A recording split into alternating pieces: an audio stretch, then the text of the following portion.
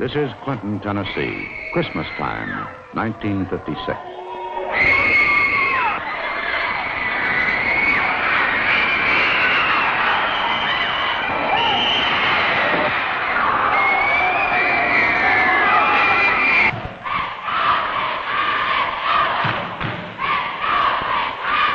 Clinton, population 4,000. That's the high school basketball team in action against Lake City. They lost, 63-43. Last year they won. Had a good football season this year, in spite of all the recent trouble.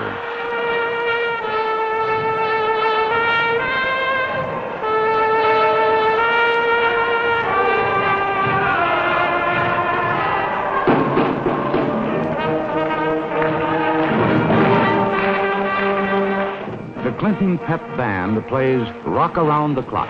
And to all outward appearances, it's just another night in just another Tennessee community. But Main Street has not always been quiet. There have been mobs in the square before the courthouse, and riots that had to be broken up by the National Guard. And a white Baptist minister was beaten up on Broad Street. The violence in Clinton was news all over America and much of the rest of the world.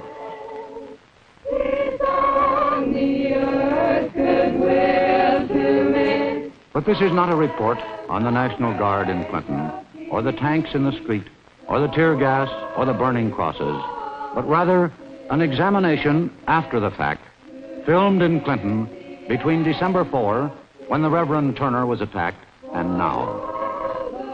It is an attempt by See It Now and the citizens of Clinton to explore the chain of events and emotions which brought violence and shame and hope to this town. All the persons to be heard during this 60-minute report will be citizens of Clinton, with the exception of Judge Robert L. Taylor of Knoxville and John Casper of Washington, both active participants in the conflict. Of the 4,000 people who live in Clinton, more than 3,700 are white, and by tradition and custom, most of them believe in separate schools. In 1950, Negro parents, backed by the National Association for the Advancement of Colored People, brought suit against the Anderson County school system, which administers Clinton High School, asking that their children be admitted. The Courier News, the Clinton Weekly, spoke for the community in support of segregation. Editor Horace Wells. Well, any newspaper is inclined to follow the thinking of the majority of the people in the community, and this community and I myself have favored segregation all down through the years. Back when this lawsuit was filed in 1950, we did everything we could to maintain segregation by trying to provide the Negro students with good, equal, but separate facilities. And that was the way the community felt, and that's the way the community wanted it. And that was the editorial policy of this newspaper. The federal judge in this section of Tennessee in 1951 and now is Robert L. Taylor of Knoxville. The Anderson County school case was before my court about 5 years ago. At that time, I held that the colored children were not entitled to enter the Clinton High School because they were being furnished equal but separate facilities. At that time, the equal but separate facility doctrine was the law. The Negroes appealed Judge Taylor's decision, and when the Supreme Court decision of May 1954 ruled against segregation, Judge Taylor's ruling was reversed. On January 4, 1956, he ordered Anderson County to comply. It is the opinion of this court that desegregation as to high school students in that county should be effective by a definite date, and that a reasonable date should be fixed as one not later than the beginning of the fall term of the present year of 1956. Accordingly, on August 20, 1956, approximately 700 students registered for the fall opening without incident. 12 of them were Negroes. Judge Taylor told them all to obey the law, and there seemed to be no questions. Then, another voice was heard in Clinton. John Casper, an outsider, a white supremacist, told them that the law need not be obeyed. Our failure to date has been failing to attack at every level and continuously. But we in the White Citizens Council say now, yesterday, today, and forever, as long as there is one living white man in the United States, the Supreme Court is not the law of the land. That decision is not the law of the land now, or it never will be. Never.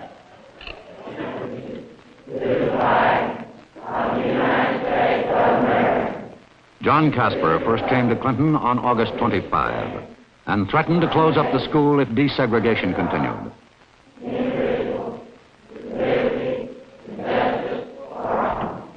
Casper had certain qualities of leadership, and there were those in Clinton willing to be led.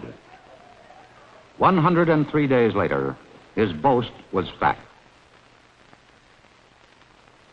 An organized campaign of picketing, threats, dynamiting, and rioting had brought Clinton to the brink of anarchy.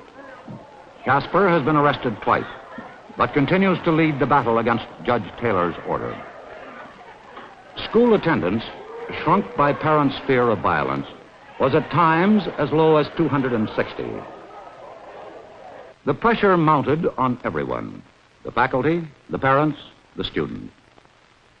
This is Jerry Shattuck, captain of the football team and an all-state guard, talking to reporter Arthur Morse in the gymnasium. How did the students react the first day that the Negroes came to class? Well, I'd like to say something about 2 or 3 weeks preceding the time school started. Yeah. Our school starts at the 1st of September, and all through the month of August, of course, we knew we would have Negro students in school with us when we started, but no one said too much about it, and no one seemed opposed to it violently. And then, I believe it was the Saturday before the Monday that school started, this Casper came into town, and he started calling people up and stopping them on streets and trying to form pickets in front of the school for Monday morning. And then Monday morning when we did come to school, we found that there were, 15 to 20 people out there with pickets. And the students, most of them were out watching and everything, of course, you know, it was something that they'd never seen before. And then when school started and the Negro students were inside, no one was hostile towards them. Everyone seemed to be friendly. All the trouble seemed to be outside the school among the adults and, I'd say 6 or 7 of the students that Casper had persuaded to picket. Well, of course, you know that things kept adding on top of each other, and pretty soon the National Guard came into town, and of course things quieted down in a hurry then. And then Casper left, and for about a month or a month and a half, everything was quiet. And then the local authorities wanted to try Casper on sedition and inciting a riot, I think it was. And then he came into town for that trial. And then after that, this intimidation within the school that's happened just recently started. What sort of intimidation was it? They'd go down the halls and maybe push a Negro student, or I remember they threw some Negro students' books out into the rain one day, and they poured some ink and eggs down into a Negro student's locker, and I think they threw a book at a Negro student in a study hall. Jerry, how do you personally feel about having Negro classmates? Well, I didn't ask for integration, and I wasn't enthusiastic about getting it, but the Supreme Court said that our high school should be integrated, and so I thought that I should do all I could to bring this court order about peacefully. I think our football coach put it very well. He said, all through your life, you're going to come up against things that you don't like, but he says you're going to have to accept them anyway and just make the best out of them that you can. And that's the way I feel about it, too, and I think that that's the way most of the students feel. The 12 colored students who came down every morning from Foley Hill also had a lot to get used to. And then Monday morning, when we started school, there were only a few people around, and I thought maybe, well, they just here to be curious and they wanted to see us come in, and that they would leave later. But then on the next day when more people came and the young boys started walking with signs, I began to wonder and think, well, maybe they're not going to accept us like I thought they were. And on Wednesday morning, I almost cried to go back home because there were so many people. And they looked so mean. They looked like they just wanted to grab us and throw us out. They didn't want us at all. I could just see their hate in their hearts. And when we got inside the school, most of the children were very nice to us. And then there were some, you could tell that they didn't want us there. They really showed it in a big way. They put signs on our lockers and told us to get out, and they threw paper at us, and they shoved us in the halls, and they threw chalk at us, and said all sorts of nasty things. And it just made me feel bad, and I couldn't concentrate at all on my lessons. But more than on any other individual, the brunt of the pressure was exerted on Principal D.J. Britton, Jr., who had fought the original battle for segregation and was now fighting to obey the law of the land. Mr. Britton, as principal of Clinton High School, have you yourself suffered any personal harassment since the situation began? Yes, sir. I can frankly say that I've suffered nothing but personal harassment, and other people too. My wife and teachers and students in the school, or anybody that took a stand to obey the law. Not necessarily that they agreed with it, but any person. For myself, the first day and night my telephone rang incessantly. I guess my life was threatened 10 or 12 times by anonymous telephone callers who would all hang it up. I have since had my phone number changed 4 times to keep from getting these annoying calls. I received letters, many through the mail. I received 2 today, one of which was an unsigned letter, of course, which said that they felt that I was a low-down person and used other vile names, and felt that someone should throw acid in my face or in the face of someone in my family, and that I wasn't fit to live. Now, I have had a number of those kind of letters. Now, those letters are always anonymous. They never put a name on them. And our teachers have been called names of all kinds, and they have made it a point within the last few weeks to do anything they could to make it difficult for the teachers. How would you characterize the attitude of most of your pupils in this situation? They have stood by us loyally in every test that came up, and we feel that they still do to a large degree. We believe that there are maybe 40 students in the school who are creating the trouble that we have at the present time. And subject to this, or before this, an organization, a youth organization, has been organized, which was connected with the White Citizens Council and has their full backing, and I understand has the same goals.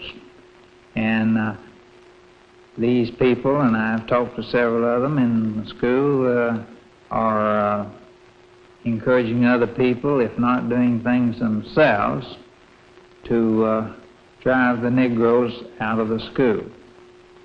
Now, when I talked to Mr. Casper at the beginning of school, he wanted to know what I was going to do about getting the niggers, in those words, out of Clinton High School. And I told him that I had 3 choices, that I could resign my job, or I could stay with it and obey the law, or I could do what he said, and that I chose none of those except to abide by the law as it was stated. But Mr. Casper informed me that he was interested in only two things, and those were, one, to drive the Negro students out, and two, to get me out of my job. But here is a matter that is clearly a decision of the United States Supreme Court.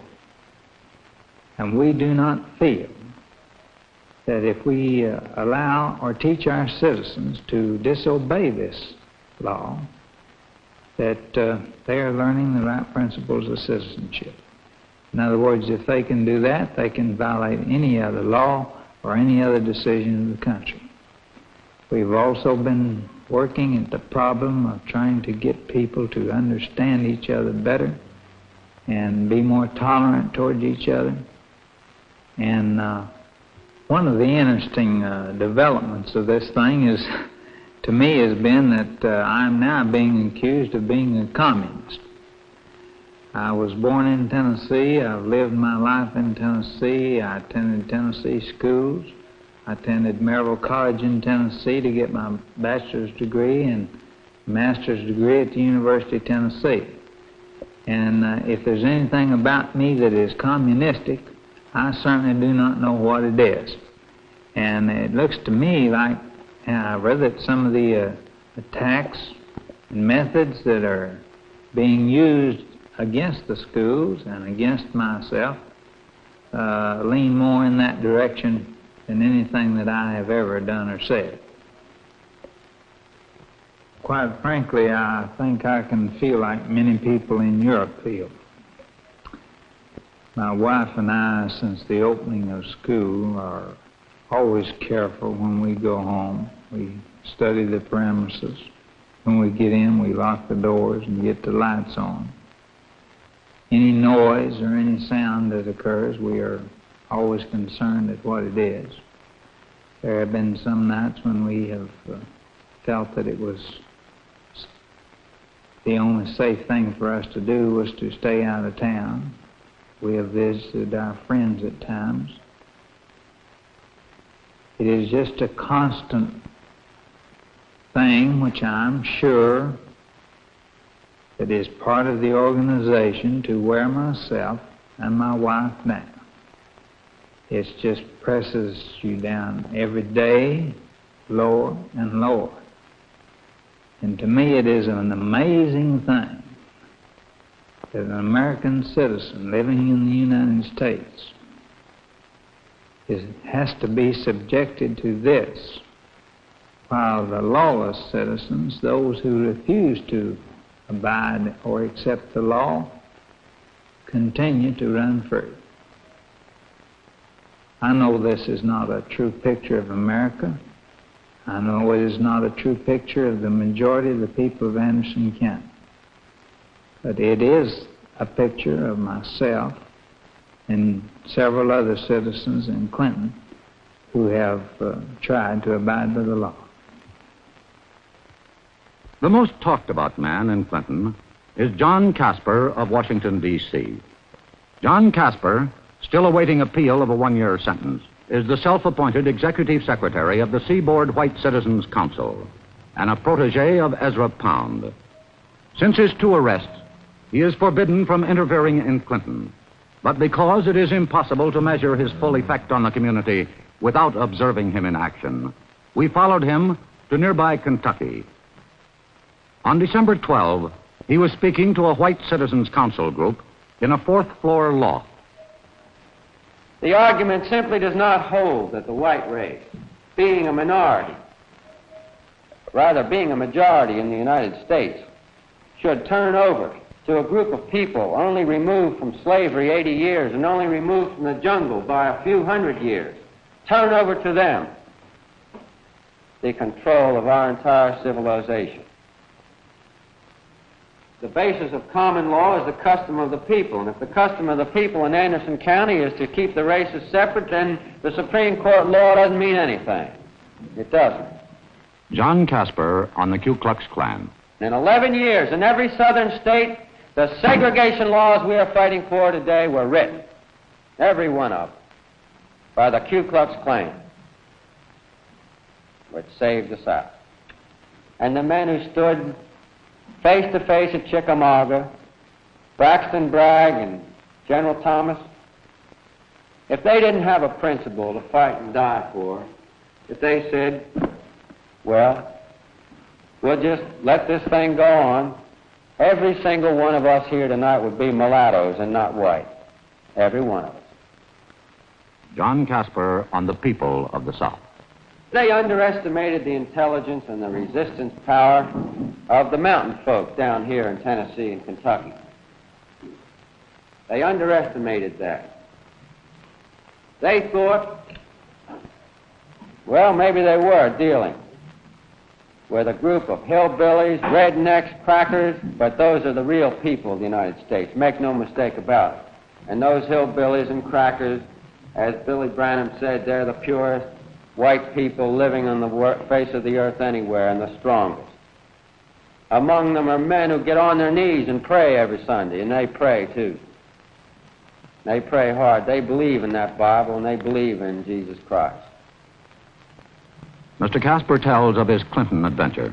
When I was in Charlottesville, I saw a little piece in the Charlottesville paper which said that integration was a-coming in Tennessee. For the first time, the first school, Clinton High School. It happened to be just a day away. Now, I wanted to find out how the folks felt about it. I didn't think they were for it, but I didn't tell them anything about that. I just went door to door. I showed them a picture of a nigger soldiers kissing some white girls. You've probably all seen that picture. Army in the Fort McClellan, Alabama. Some say it's Germany. It doesn't make any difference. There's still niggers in American Army uniforms kissing white girls. Doesn't make any difference whether it's Germany or Alabama. Being done, it's wrong. Now, I showed them the picture, and I asked them if they knew about the niggers going into school the next day, and they said they knew about it, or they heard something about it, or they didn't hear about it. Some of them hadn't even heard about it. I asked them how they felt about that, and they said, I'm against it. What can we do about it? Nothing we can do about it. So I told them something about picketing and how labor unions operate. I told them to be down at the school the following day, or Monday morning, and I would be there with them, and we'd picket, and we'd discuss this thing with the local officials. We'd find out what, if anything, could be done about it. John Casper on politicians. What we are trying to do is regain local control of local affairs. And it is local government, local corruption that we must deal with first. You can hardly expect to have a choice between the hollow pumpkin the hollow pumpkin on a pole who's in the White House now and the man who ran against him in the recent election, national election. Two men, both of them dedicated to stupidity and treachery, both of them. Doesn't mean a thing, either one of them. You compare them to the patron saint of the Republican or Democratic parties, Jefferson or Lincoln or any of those people, why, these men are nothing. Our president today. They're just sworn enemies of the American Republic, sworn enemies of the Constitution. Do everything they can in their power to destroy it and have consistently for 35 years. Each and every one of them. John Casper on the Supreme Court. The idea is clear, I think, in everybody's mind, that the right aim of law is to prevent coercion, either by force or by fraud. And the Supreme Court decision is precisely fraudulent, precisely coercive. But the Supreme Court is in there for life, and the whole federal judiciary is in there for life, and there's nothing you can do about it. And impeachment is silly. I mean, it's so hard to accomplish that it's probably easier to assassinate a man. Supreme Court, we know they're communists. We know that to combine 9 men in the Supreme Court don't make one good civil claims judge. But yet, on the other hand, combined, they make one of the most deadly communist, hydra-headed monsters we've ever known.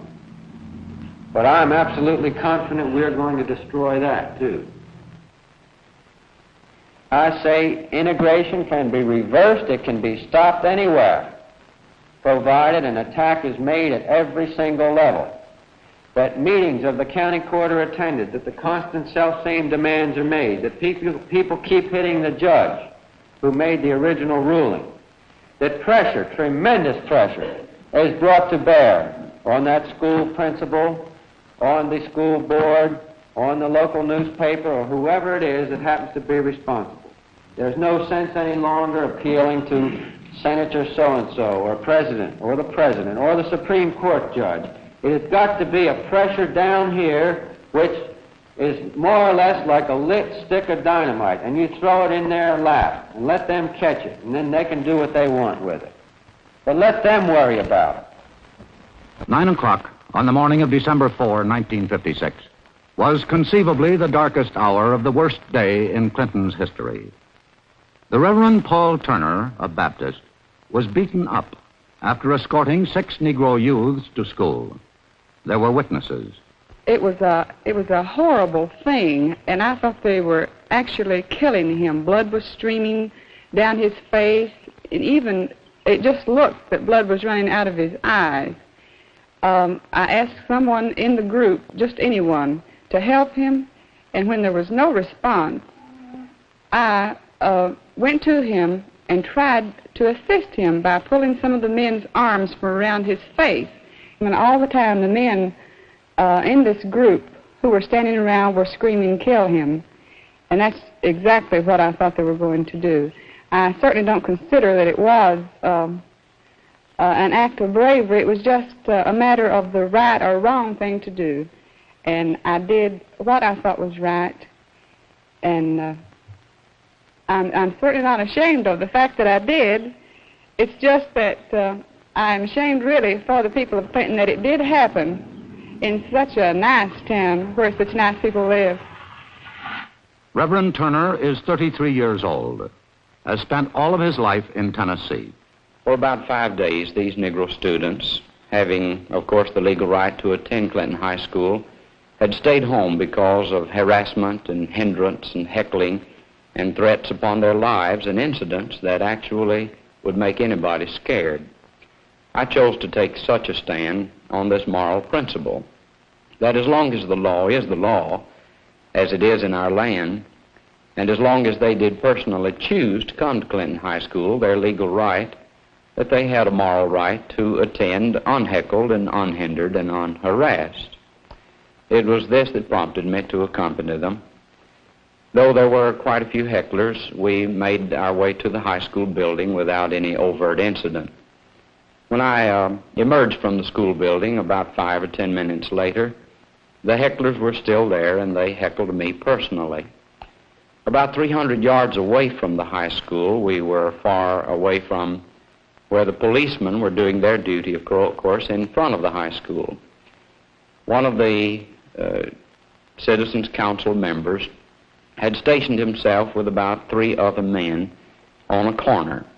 As I made my way to that corner, they jumped me. I retreated across the street, Broad Street of Clinton, trying to keep him at arm's length, while the other fellows were trying to surround me and to hold my arms and to get me stationary for the beating. I retreated all the way across the street, trying to avoid any incident. Finally found myself pretty well backed up against the Bishop building on the other side of the street. I knew then that I had to do something.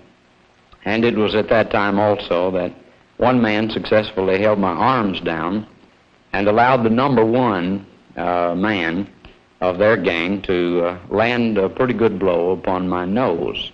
It was at that time also that I realized I had to defend myself in some way, and so I took off after the man who had slugged me, pinned him against a car, and immediately about 8 to 10 people were on our backs. After a while, when the police arrived, everybody scattered pretty much.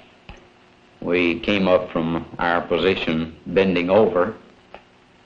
I took a hold of the 2 fellows that led the attack, one in one hand, one in the other, and shoved each of them into the arms of a policeman, and from there they took them on over to the police station. I retreated into a doctor's office. But everyone did not applaud Reverend Turner's act, which coincidentally occurred on the same day that Clinton was electing a new mayor.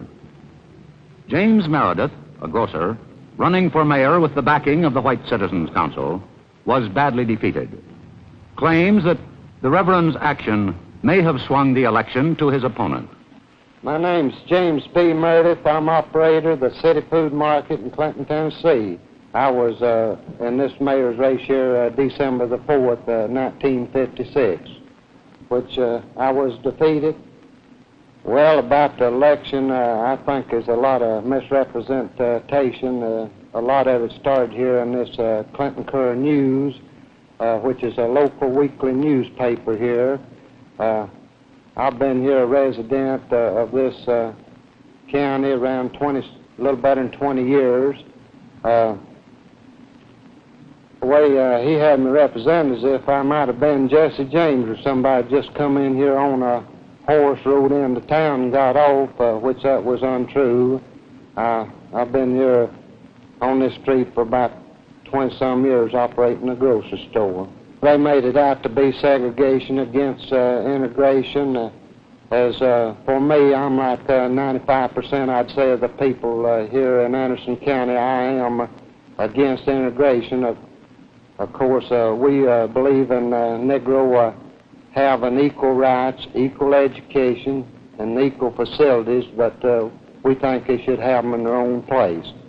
As for being endorsed by the White Citizen Council, as everybody knows, I came out in this race on my own. As my friends came in the store here and encouraged me to run this mayor's race. I was running a good race in this mayor's race up until the morning before the polls opened. Why, this minister, he went up on the hill to bring the niggers down to school, and then a few minutes after that, why, the scuffle out here started down somewhere in the lower end of town. That was approximately, I'd say, about 10 minutes before the polls opened. As to whether or not that was political, I don't know. My understanding was that niggers wasn't supposed to come to school that morning. But I figure on coming back in either 2 or 4 years from now and winning this mayor's race. There were other merchants involved, and some were losing customers because they stood by the court order. This is R.G. Krosno, chairman of the school board. I'm sure there's no doubt in your mind as to my official connection with the dairy company. As president of Norris Premium Incorporated, we too have had threats, boycott of our product in a number of instances. We have lost accounts which we have served 10, 12, 15 years as a result of my being a member of this particular school board. But I would like to assure you as a faculty and my fellow members on the board that if it becomes necessary for me to make a decision as to whether I sell a quart of milk or resign from the school board, I would like to assure you here and now that I will not sell a quart of milk, but will remain a member of this school board. Also on December 4th, the principal's wife was knocked down, and several white and colored children were beaten. The school board asked for federal protection, and at 11:45 closed the high school until order could be restored. Mrs. Eleanor Davis, a mother and a teacher, explains to a PTA group what it was like. We were stunned. There were some who were jubilant. Sure, they had wanted it to happen, and they rejoiced that now they didn't have to go to school, and they could keep other people from going to school who really wanted an education. But those were few in number. There were other students who were so stunned they didn't know whether to leave or not. Going down the hall, I found students crying. I found seniors who were bitter because they felt that they might not be able to graduate. Of course, tension had been high, and you can imagine the reaction, the various reactions. After the students left, the faculty didn't want to leave. Somehow we just couldn't leave. We met together in the faculty room, and we felt defeated. We felt as if we'd waved a flag of surrender, and we didn't want to wave a flag of surrender. We didn't want to admit that we couldn't control the situation. It was not until the acquittal of Casper in our local criminal court and the organization of the youth council that we began to have a breakdown within the school.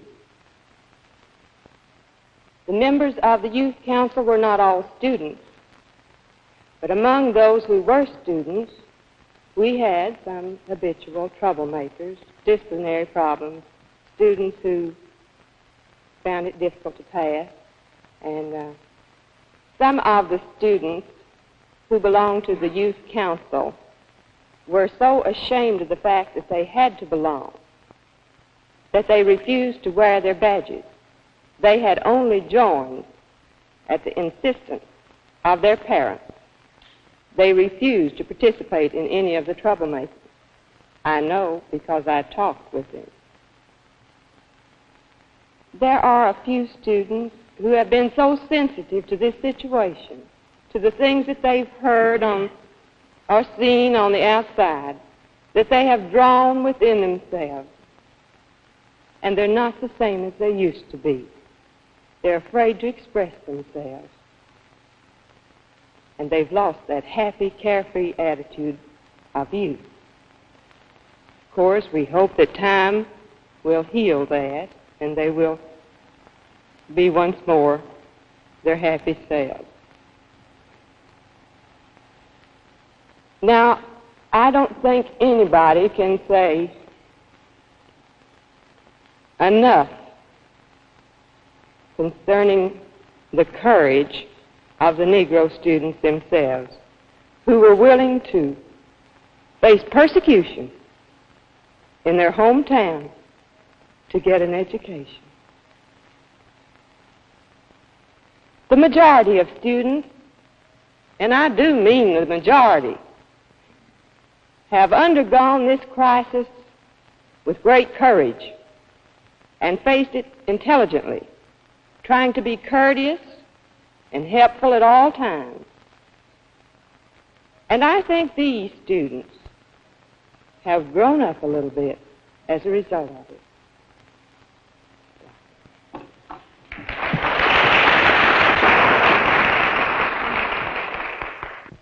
That Sunday, with the schools still closed and the FBI still in town, Reverend Turner faced his all-white congregation for the first time since his controversial act. The Bible is without precedent as a book, and I personally have no fear that it will ever be superseded. But many have tried to misuse the Bible, trying to justify some low standard of conduct by the very Bible that they profess to love, and by the book that never compromises with sin, with pride, with prejudice, or with hate. Billy Graham tells the following story. Shortly after the Civil War, in a very fashionable church in Richmond, Virginia, there entered a Negro man one Sunday morning when communion was being served. He walked down the aisle and took his place at the altar to partake of the elements of the Lord's Supper. There was a rustle of anger that swept through the congregation. Sensing this delicate situation, a distinguished gentleman stood up, and walking down the aisle, he took his place by his colored brother. Immediately, his magnificent example swept over the spirits of the rest of the people in that congregation, and they followed him to the altar, taking their place there too. This man was none other than Robert E. Lee. My friends, we have been too far away from God.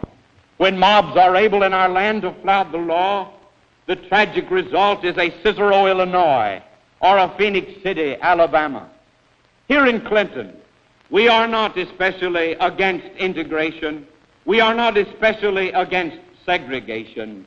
But we are positively and definitely against the disintegration of our community and our body politic that we cherish above all things, realizing that where anarchy prevails, none of us has anything of any value, and none of us has any freedoms anymore.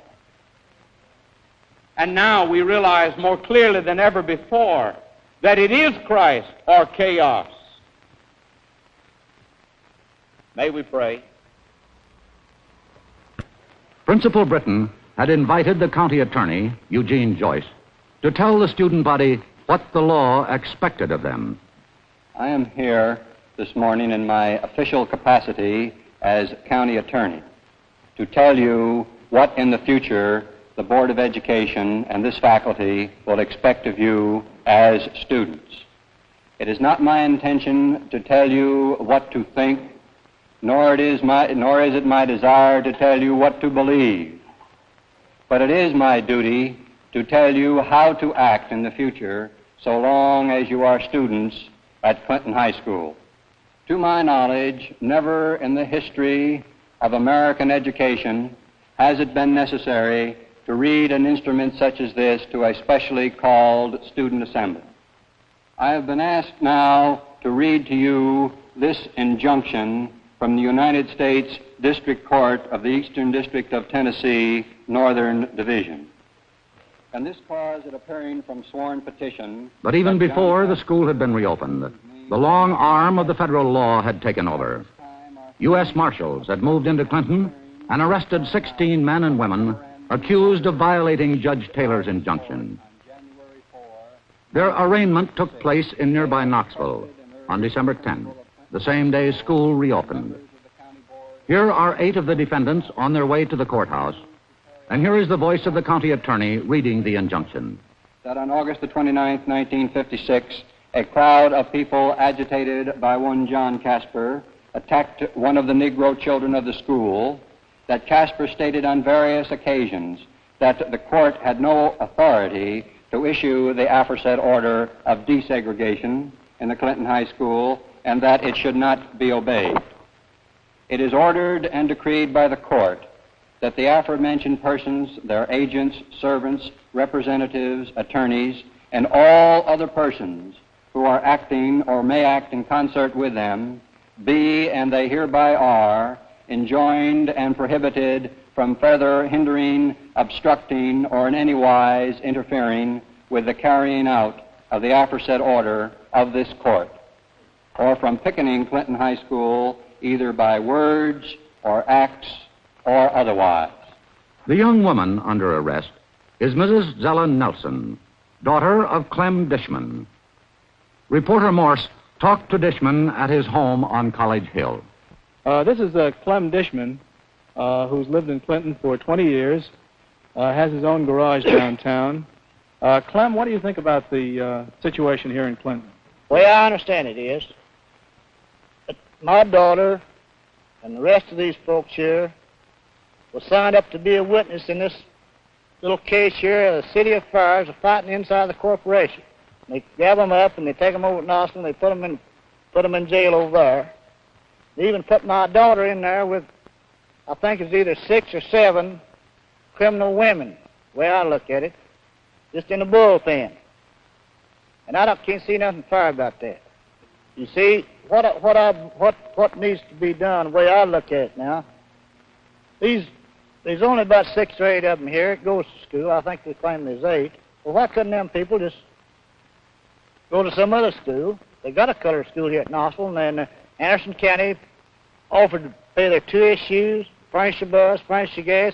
They even went far enough to furnish a colored driver. They asked for a colored driver over here just before the pastor went up on the hill to lead them off to drive the bus. There's a notion of going, that much notion of going.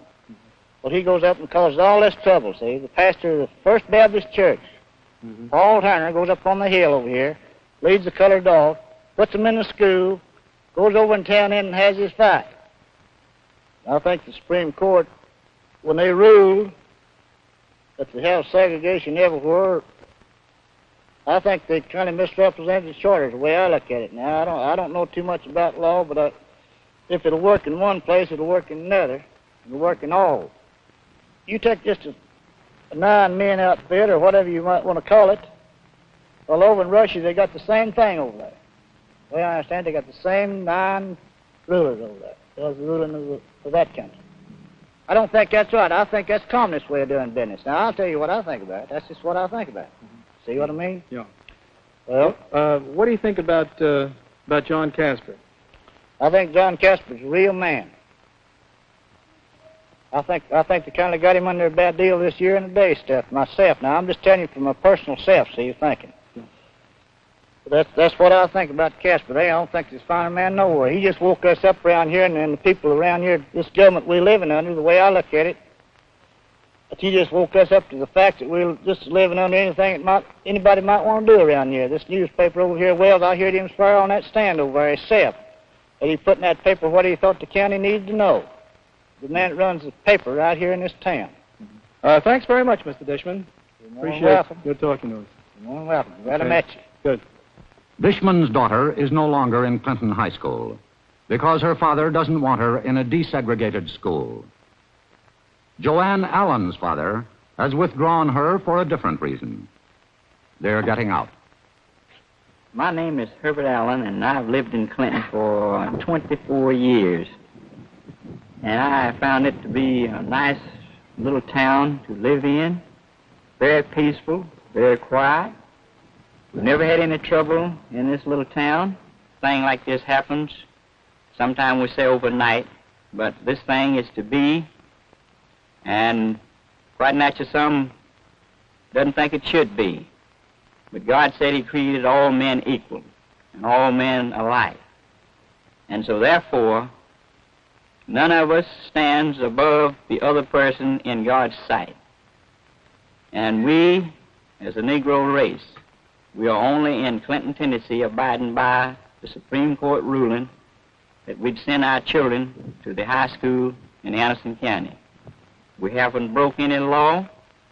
We hadn't went against the court ruling. But we leaving now for Los Angeles, California, not so much so as because of this situation, but that I might better myself, and that Joanne might have a little bit more freedom in her school activities and in her career.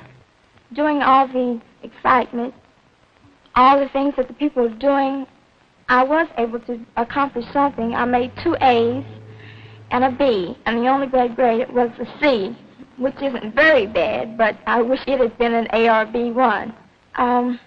My teachers were very proud of me, and my parents were too, because they thought I did well, even through all the strain that we did have to go through, because sometimes I couldn't keep my mind on my lessons for thinking about the people on the outside and what they were thinking of.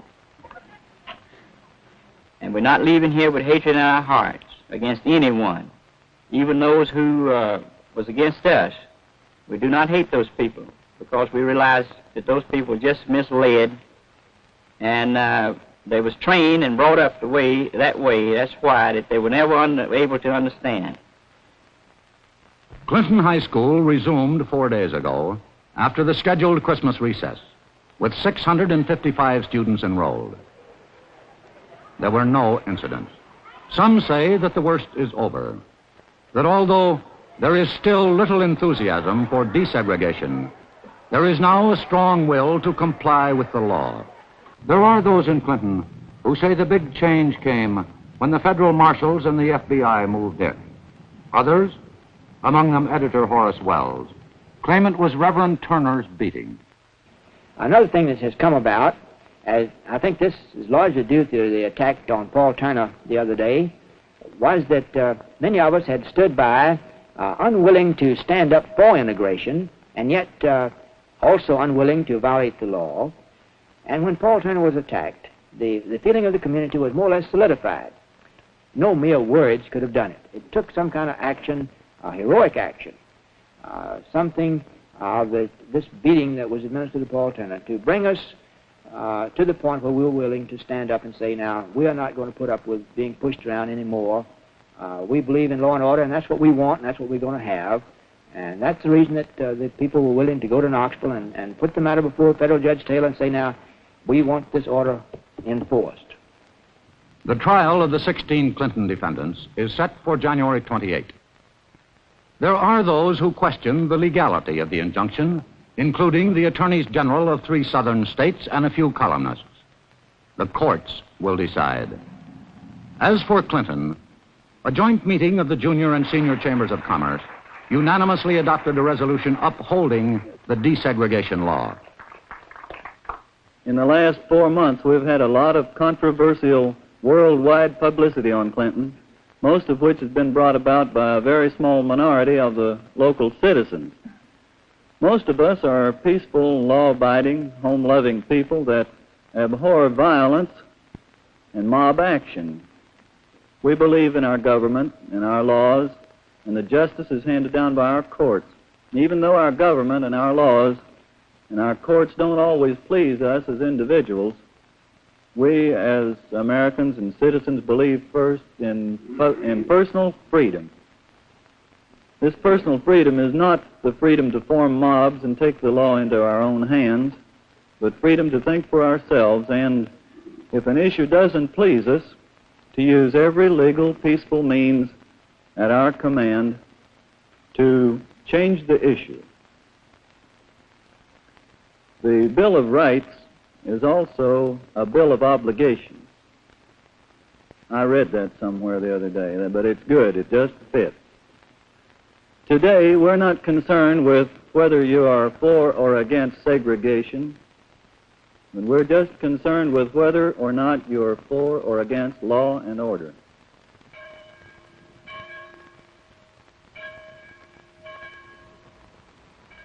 That was Clinton and the Law, an examination after the fact of what happened in Clinton, Tennessee. This was in no sense an effort to examine the whole complex problem of segregation as such. In other communities, both the problems and the solutions may not be identical to those that were reached in Clinton, Tennessee. Now, for See It Now, good night and good luck.